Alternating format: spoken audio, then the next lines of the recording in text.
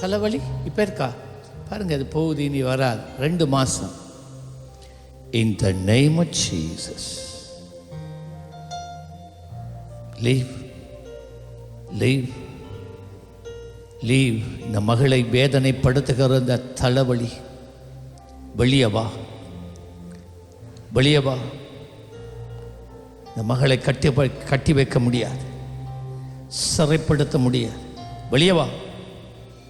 பொல்லாதாவிய, உன்னுகம் முறிந்தது. இப்பொழுதே உன் கிரியைகள் அழிந்தது. இவளை சிறைப்படுத்த, இவளை வேதனைப்படுத்த, இவளுக்குள்ளே கொண்டு வந்த இந்த தலைவலி இந்த நிமிஷத்தோட மறைந்து போகிறது. லீவ். பாருங்க, இப்போ இருக்காண்டு போயிட்டு